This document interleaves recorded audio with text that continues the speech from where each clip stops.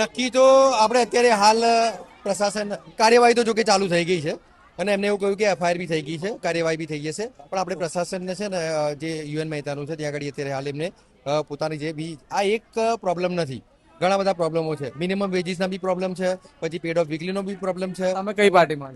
હું છે એ સીપીએમમાં પાર્ટીમાં છું, પણ હું સીઆઈટીયુ સંગઠનમાં પણ છું, જે વર્લ્ડનું મોટામાં મોટું મજૂર સંગઠન છે. તો આ લોકોએ શું કર્યું યુએન મહેતા વાળાએ? યુએન મહેતાએ અત્યાર સુધી કંઈ કર્યું નથી.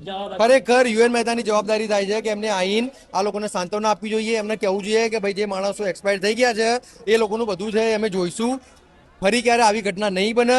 અને એના માટે અમે સ્પેશિયલ એક સ્ટાફ રાખીશું. ખરેખર આ જે છે ને 10-15 હજાર નોકરી કરે છે એ લોકોનું કામ નથી. ગટરની અંદર જે મેન હોલ ગટર છે એ મોટા મોટી 2-3 માણસો એક સાથે જતા રહે એટલી મોટી ગટર છે, હાઈટ એટલી છે. હવે એવા સંજોગોમાં જો કોઈ શીખાવ વગરનો માણસ જાય, અનસ્કિલ પર્સન જવાનો, તો એનો મૃત્યુ પામવાનો છે. આના માટે તમારે સ્કિલ પર્સન જોઈએ અને એવો જોઈએ કે જેને વર્ષોનો અનુભવ હોય, બરાબર. તો એ વ્યક્તિ પોતાની સાવચેતી રાખે, પ્લસ બીજા ઇક્વિપમેન્ટ જે બીજા સાધનો કહેવાય સેફટી માટેના એ બી નથી. પોલીસ એવું કહે છે કે કાર્યવાહી કરી છે, તો કોનું કોનું નામ છે અંદર, એવું કઈ છે? કાર્યવાહીમાં નામ કોના છે એ આપણને કહ્યું નહીં. કાર્યવાહી કરી છે, બરાબર, પણ કાર્યવાહી કર્યા પછી જે મેન ગુનેગારો છે એ છટકી જાય છે તો એની કાર્યવાહી કરવાનો કોઈ મતલબ નહીં. મેન જે સ્ટાફ છે એમનો, એને જે બોધરિંગ કરતા હોય, જે ઇન્ચાર્જમાં છે અત્યારે હાલ ઇન્ચાર્જમાં છે, તો જે મેન છે એ શાહ કરીને છે, કૃણાલ શાહ છે, કેવી શાહ છે. કયા કયા કલમો લગાવવામાં આવી હતા એ કહ્યું જ નહીં હજુ સુધી. કાર્યવાહી થઈ છે એવું કહ્યું, જો કે મર્ડર થયું છે એટલે મૃત્યુ પામ્યો છે વ્યક્તિ, એટલે એ પ્રમાણેની એમને લોકોનું. હા, એક એક્સપાયર થઈ ગયા છે અને હા એટલે બે એક્સપાયર થયા છે. એ પ્રમાણે 2 એક્સપાયર થયા છે, એ પ્રમાણે એમની કાર્યવાહી એ લોકોએ ચાલુ કરી છે. પણ જે મેન ગુનેગાર છે એ છટકી જાય તો પછી કાર્યવાહી કરવાનો કોઈ મતલબ રહેતો નહીં.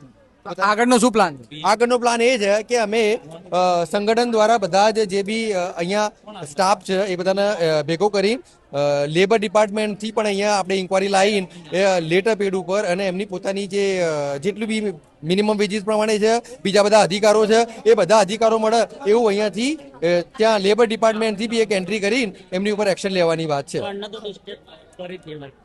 કોને શું કહો છો? કુણાલ શાહ, જેવી શાહ, અને અનુપ મિસ્ત્રી, આ 3 તો સસ્પેન્ડ કરવા જ પડશે.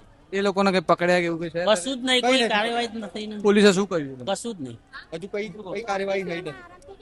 હા, ઓફિસમાં બેઠા છો ને આરામથી, કેમ એમને નીચે નહીં ઉતારતા? ડાયરેક્ટર કેમ નથી આવતા?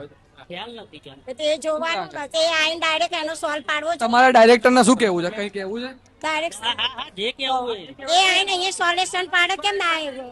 અધિકાર છે જ નહીં. એ જ આ બધા હજારો માણસ ને માલિક છે, કેમ ના એનો અનુસાર આવતો એનો? ડાયરેક્ટર તમને શું લાગે ન્યાય કરશે?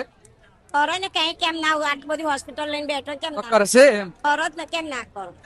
તમને ભરોસો છે? હજાર અને જો ન્યાય નહીં મળે તો કર્મચારીઓ શું કરશે? એ તો પછી એના માટે રસ્તો કરશે જ પછી એનો. એમ વાત છે કે જો નહીં આ લોકોને ન્યાય નહીં મળે, તમારી માંગ નહીં સંતોષાય તો શું કરશો? બેન, તમારું નામ શું છે? બોલશો કઈ? કઈ તારા બેસી જ રહેશે. તમે ભાઈ કઈ તારા કુકલે તરસે બેસી જ રહેવાનું ને, એનો નાય ના મળે તો અહીંયા બેસી જ રહેવાનું રાત દિવસ. બેસી રહેશો? આજ તો બેસી જ રહેવાનું ને, તો બેસી જ રહેવાનું કઈ તારા તો. તો આ કર્મચારીઓ અને આગેવાનોનું કહેવું છે કે જો ન્યાય નહીં મળે તો એ લોકો બેસી રહેશે. ફરિયાદ દાખલ થઈ છે, પણ કોની સામે ફરિયાદ થઈ છે એ ખબર નથી. તો પોલીસે જવાબ લખી દીધો છે. ડાયરેક્ટર હજુ આવ્યા નથી, સ્થાનિક ધારાસભ્ય નથી આવ્યા. હવે જોવાનું રહ્યું શું કાર્યવાહી થાય છે અને આગળ શું થાય છે. તમારું શું કહેવું છે જલ્દીથી જણાવજો. હું ચિરાગ વર્ષાબેન સ્વમાનથી, જોતા રહેજો તમારું સ્વમાન.